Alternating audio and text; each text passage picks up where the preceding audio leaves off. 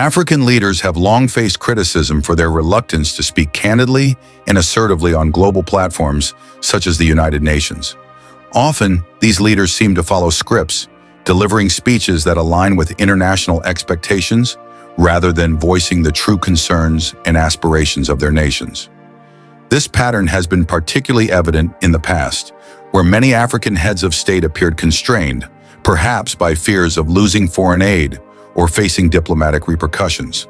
However, a new wave of leadership is emerging from West Africa, challenging this norm.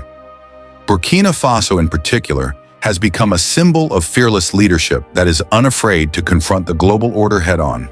This country, under the leadership of President Ibrahim Traoré, has taken bold steps to reclaim its narrative, shaking the world with its audacity. Unlike some of their predecessors, Burkina Faso's leaders are not afraid to speak their minds, nor do they cower at the prospect of losing financial support from international organizations. They speak from a place of conviction, challenging global powers on issues of justice, equality, and the treatment of African nations.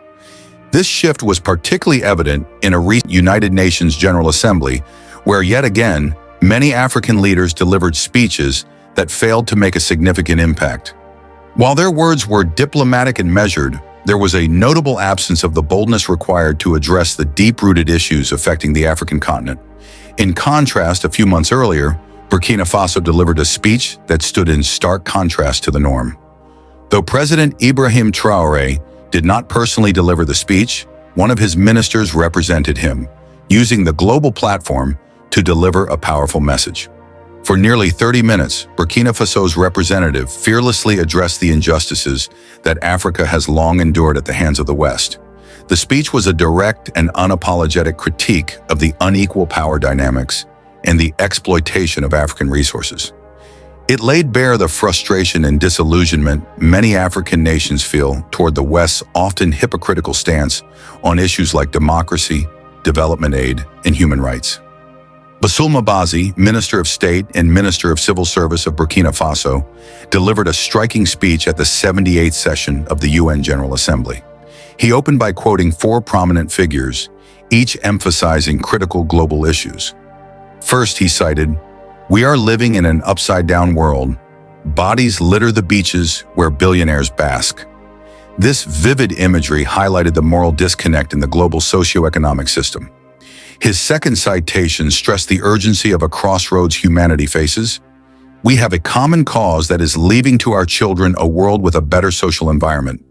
Bazi's third quote pointed to a lack of political will rather than ability. "Despite difficulties, we can emerge from this. What we lack is not ability, but political will."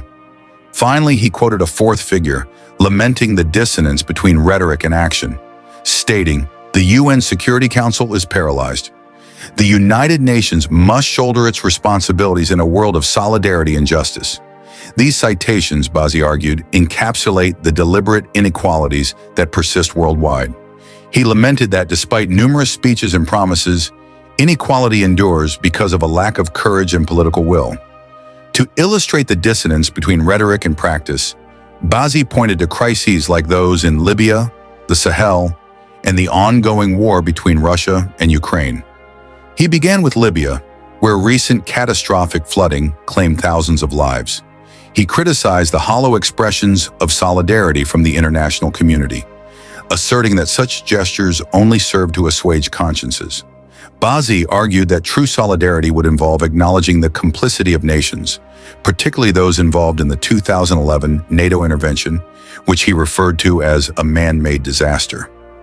The intervention, led by France under then-President Nicolas Sarkozy and endorsed by the UN's Resolution 1970, resulted in the assassination of Colonel Muammar Gaddafi and plunged Libya into chaos. Bazi contended that this intervention, driven by Western imperialism, set the stage for Libya's current turmoil, and that the international community owes the Libyan people a sincere apology. Turning to Niger, Bazi warned that the country is on the verge of becoming another Libya. He denounced what he described as great diplomatic diplomacy, devoid of conscience, morals, dignity, justice, or peace. He accused the UN of hypocrisy, pointing to the exclusion of Niger's legitimate leaders from the UN General Assembly, an act he attributed to external interference and manipulation by imperialist powers. Bozzi emphasized that ECOWAS, the African Union, and the UN must become true organizations of the people, rather than tools used by a few heads of state to destabilize neighboring countries and eliminate their leaders. In a passionate appeal, Bozzi called on the people of Africa, specifically those in Senegal, Benin, Niger, Ghana, Chad, Côte d'Ivoire, and Guinea-Bissau, to unite in solidarity against imperialist forces seeking to control and exploit the continent. He urged African nations to resist the imperialist agenda